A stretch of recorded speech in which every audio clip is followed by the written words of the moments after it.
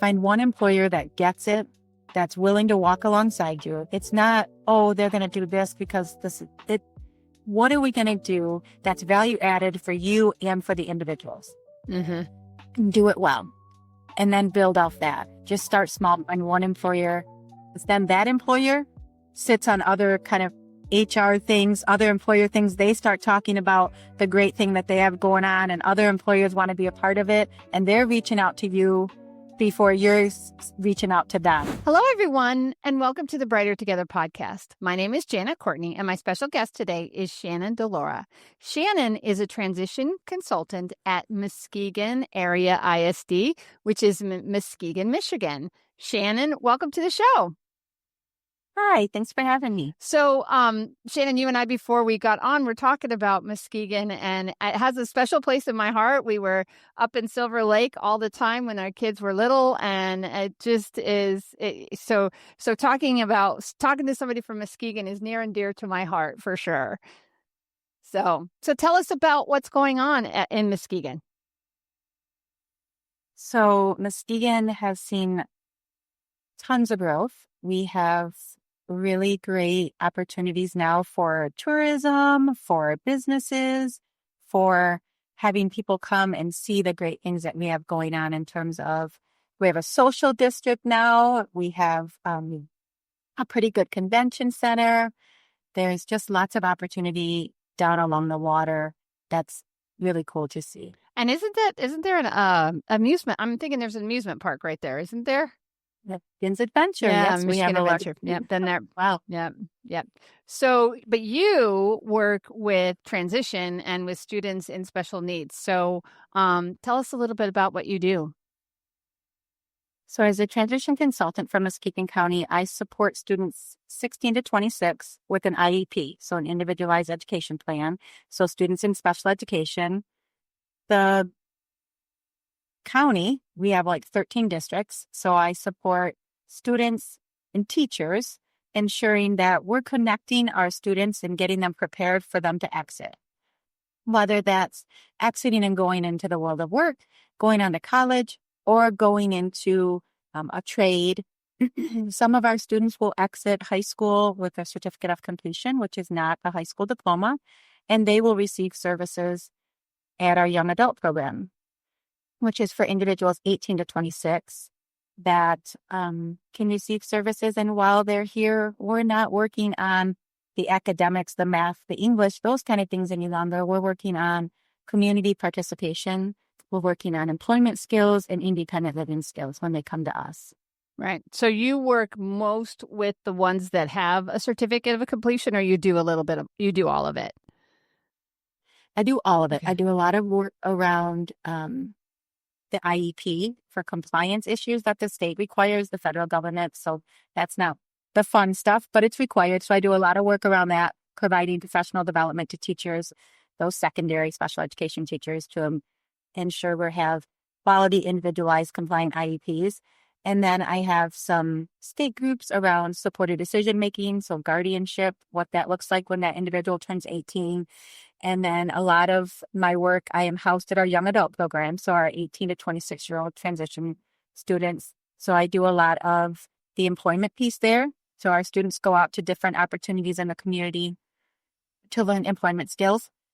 And so I have lots of partnerships with employers in the community. And then I support 6 job coaches taking students out into the community to work on those skills with the goal of leading to employment for them. Right. So really, when you graduate from high school and you're on an IEP, that doesn't mean that everything just ends because you're done, right? There's lots of programs and services, and so you have specific partners within the community that you guys work with to get employment for students. Is that what I understand?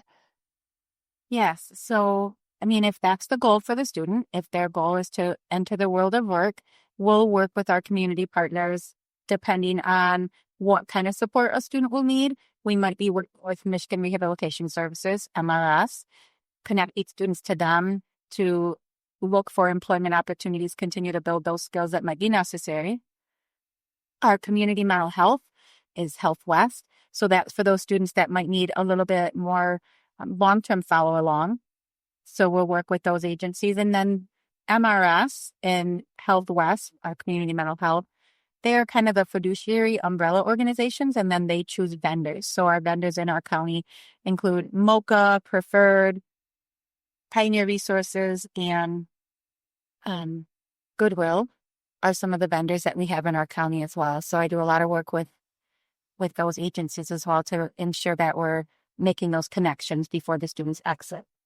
What would attract a employer to consider partnering with a school for students with special needs? Because I'm a special needs person. I'm trying to ask this from the perspective of somebody that's not ingrained in it, because you and I, boy, like we get it. But what if I'm an employer and I have a heart for kids with special needs, but I have no idea, even how I would go about that. What would you say to somebody like that? It's hard because I get so excited to be able to share the value that our individuals bring. But it's not even that I know these things. It's that when we are able to connect with employers, it's what they're telling us. They're showing up, right? They're staying on task. They're happy to be at work. That's probably the biggest thing, is that we have a really great opportunity where we have individuals in a manufacturing site, and it's a cell just like any other cell within the manufacturing. And we have a job coach that we pay for, and they're there. Our students go there. They're getting paid. They're adding value-added work. And their employees from the manufacturing place will come into the cell just to connect and greet our individuals working there, because they're amazing workers and they're amazing individuals. Right. Yeah. Yeah. Every person has value. Yes. Every single person. And I love that. And I love the fact that they sometimes it's the work that they can do is the work that they can do. And the fact that they have struggled their entire lives, and now they get paid and they get to do something, and they get to do something that somebody who's, quote, normal might complain about. They're excited to be there. And Happy. Yeah. Right. And what we know and what we've learned is that all individuals, including individuals with disabilities, they will rise to our level of expectation. True. So if we have a low expectation, that's what we're going to get. But when we have high expectations, they're going to meet them. They've proven it and proven it and proven it. And what I like to remind people is that we have lots of individuals in our county, students that are exiting, that are going on to 2- and 4-year universities, and they're gonna leave the county. They're gonna leave the state. Our community are these individuals that maybe have disabilities and might not, without family support, might not be able to go further. So these are our community. Why wouldn't we want them to be contributing members and to bring value and to have a reason to get up and go to work and have the pride of that? Right. Yeah. Yeah. And you can be taught, you can be taught to do a job. Maybe you won't be able to balance your checkbook. Maybe you won't be able to make sure that you get a meal and do all of those things, but you can do a job and do it well and do it every single day. And balance my checkbook well. I look at the balance. I'm like, okay, I'm good. My kids, I have this much money. Well, but you got to look at what's got to come out yet, right? Yeah. So we all have areas that we need to improve, and we all have areas where we can be successful, and we can just focus on those areas for success and continue to build and learn and grow. Right. That's all we can. And you mentioned a job coach. Explain to people a little bit what a job coach's job is and how they would incorporate or work into say a factory or someplace like that where you might have 4 or 5 people with disabilities working. So I am blessed to work with and support 6 amazing job coaches that all bring a different personality, a different perspective. And what their job is to work themselves out of a job. Yeah, I tell them all that So we do rotations or semesters or whatever that might look like. And so I always tell them week 1, 2, 3, very much hands-on, ensuring that they're doing the task. And we've got sites around the county in manufacturing, in retail, in restaurant. We have some opportunities all across the county that are just amazing opportunities for our students who maybe don't know what it looks like to be in a factory, or maybe doesn't know what working in retail means. So their job is for those students that need that, because we have some students that they're not going to need that job coach. They're just going to need the natural supports that happen at an employer, with an employer. We have some that we drop off at places in their unpaid work experiences right now with the goal of leading to employment. Mm-hmm. But we have somewhere we're dropping them off, and the natural supports that are in that business are what is teaching and guiding the individual there. The job coach, their job is to, one, develop, because oftentimes when I go in to develop a site, I'm talking about what they could do, but I'm not there every day to see what things there are. So the job coach or job developer, while they're there, they're looking for other opportunities to continue to build that skill set for our students. So they may be at Meijer, which is a grocery store, and they may be stocking shelves, but they're looking to say, hey, we could also pick the fish out of the fish tanks that are dead, or we could feed the fish, or we could be in the garden center. We could do these different things. So they're looking for more opportunities to build the skill set, but they're working themselves out of a job. So they're very much hands-on in the beginning. And then I always tell them jokingly, but by week 9, 10, 11, 12, when I show up, you should be sitting back reading your book, eating bonbons, right? Like you've taught them, and now you're seeing. But it's also about, then does that student go to a different site and recall routines that are still necessary, but it's a different setting? So are they still staying on task? Are they still asking help? Are they still initiating a task when they finish a job?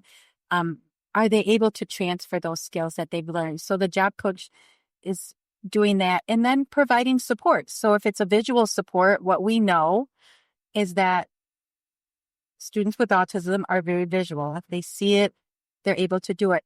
But what we have found over and over and over again is that the visuals, the checklist, those help all students. They help me. I have a calendar that tells me when and where I'm supposed to be. Mm-hmm. And so our job coaches are taking pictures and providing a flip cards of here's this job, so that they're not relying on the job coach.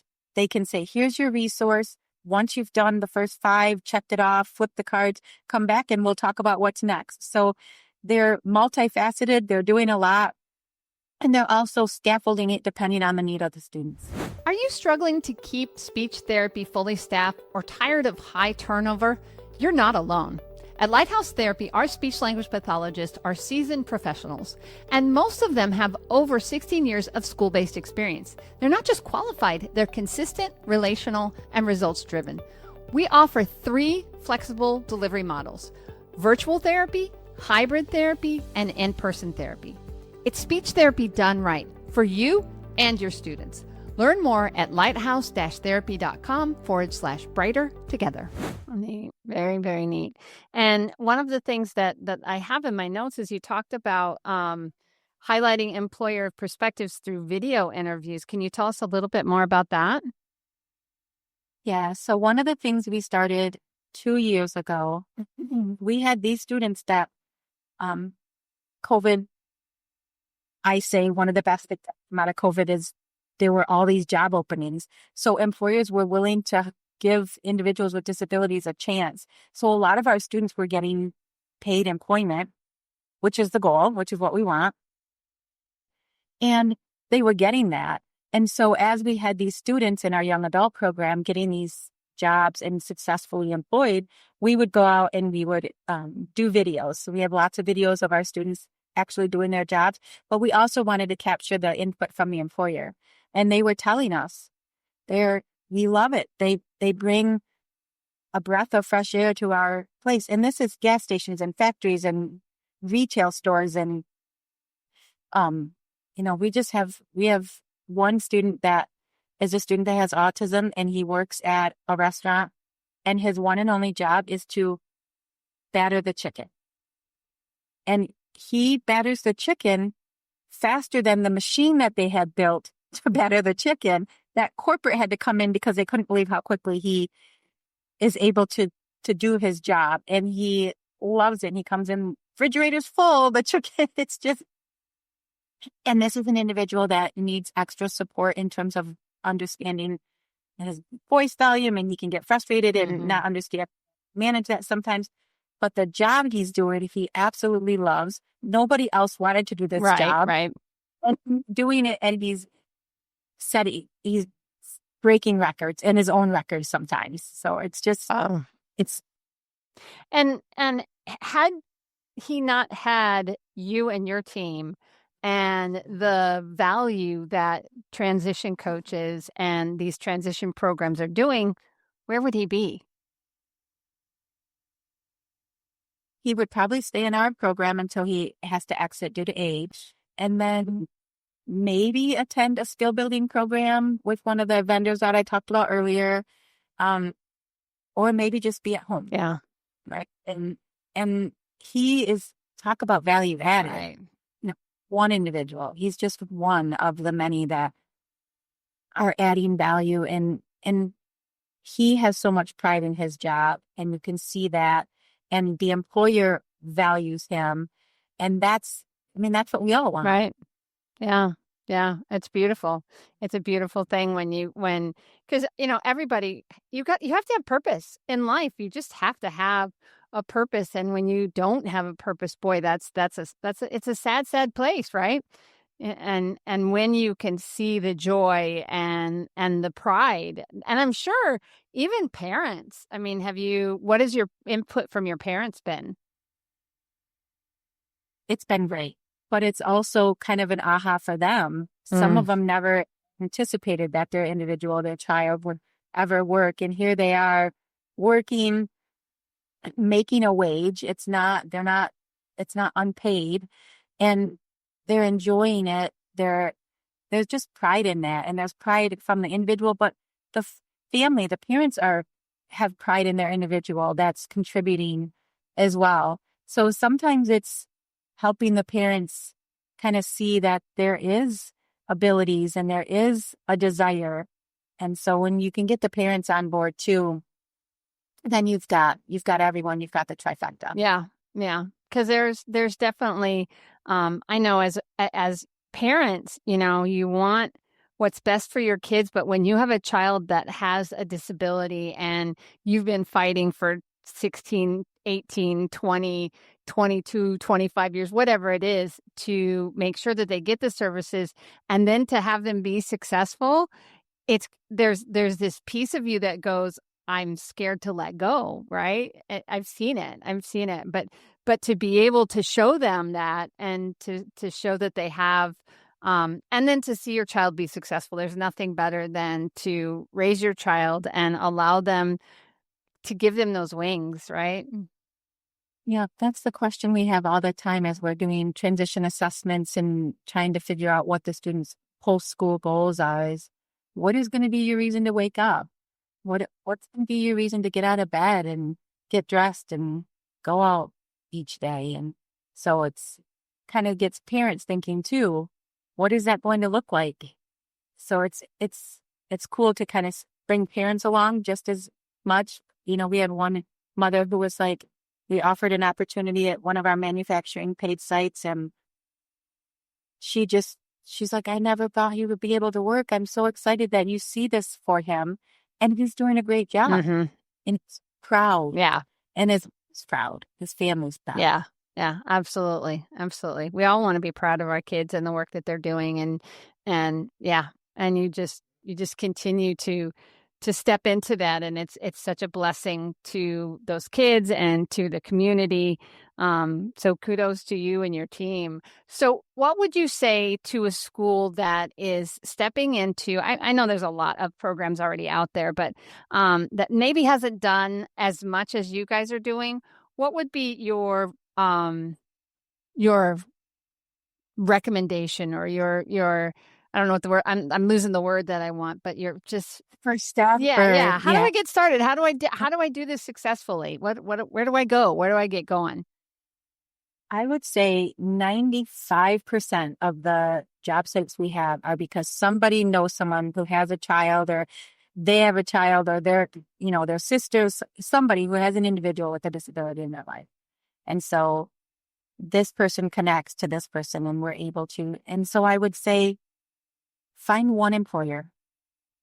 Find one employer that gets it, that's willing to walk alongside you and have a conversation about what it looks like. Because it's not, oh, they're going to do this because this is it. What are we going to do that's value added for you and for the individuals? Mm-hmm. And do it well.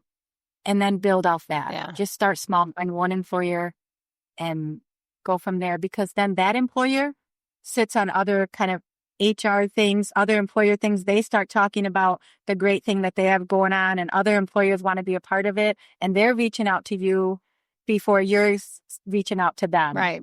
Right. Yeah. Because it's, if I can, and there's a piece of it too that goes, wow, I can employ this person and get this job done and have consistent work, right? Somebody that's going to do it and stick around and not, have this revolving door of people that come and go and come and go and come and go. So to have that consistency with, it's a win. You want to create win-wins, right? We talk about win-wins in business, and when you can create a position or a situation where it's a win on both sides, it's a no-brainer. It really is. And then it's word of mouth, Yeah. right? They talk about the success and they tell somebody who tells somebody who reaches out. Some of our students that have been employed, they have a work experience, but then the individual is like, well, we're not hiring right now, but my sister works here and they're hiring. So I'll put in a good word, and that ends up to another opportunity for employment for an individual. So it really is about those relationships. Are most of your students, are they working full-time, or is it generally part-time? How does that work out? I didn't even think about that till now. So in our young adult program, it's generally part-time because they attend our program as well. So they're still working on, if they're working, they may be working on budgeting, they may be working on community participation, they may be working on cooking, those independent living skills still at the transition campus. So it varies.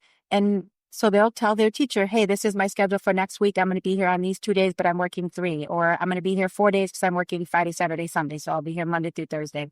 It really does vary. A lot of them work part-time. Some of them, as they're getting closer to exit, we're having that conversation. What does it look like for you when you're not here any longer? Do you want to continue to work part-time? Do you want to go full-time? And so it's really about what that looks like for the family and for the individual. And then for some of our individuals, they have Social Security. They have that SSI. And so parents are sometimes worried that they'll lose their SSI. So we have a nice relationship with Disability Network, and they do benefits analysis. So I always try, anytime we're going to have a student start with employment, let's set you up with the benefits analysis counselor and talk about what does this look like for them to work, and that there is value in it. They're going to make more. What does it look like? So that's all part of it, but mostly part-time.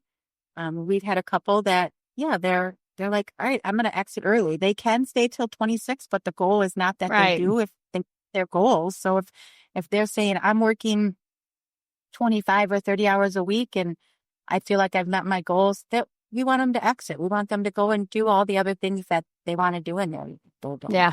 Yeah. Right. Exactly. So, tell our audience, where would they go to find out more about what you're doing and to just see what's happening at Muskegon? You can always go to the Muskegon Area ISD website. We have all the categories for all the things that we offer to our county. I do a newsletter every month, a transition newsletter that goes out to individuals. So if they can subscribe to that or email me. I can share my email address with you. And I love to highlight opportunities. And then yeah, no, that's great. That's fantastic. So can they find you through the website? Okay. Beautiful. So Shannon DeLora, and DeLora is DeLora for those of you that are listening and can't see it. So, and Shannon is with two N's, Shannon. So I just always want to make sure that if someone wants to look, we want them to be able to find our guests. So, and just Shannon, thank you for being here. Thank you for what you're doing for these kids and for their parents and for your community, because like the show Brighter Together, you're making the community brighter with what you're doing. So thank you and congratulations for the hard work. I think the students are making it brighter, but I'm blessed that I get to work with them and serve them. Man, I love that. I love that so much. So keep it up. Keep it up. Absolutely.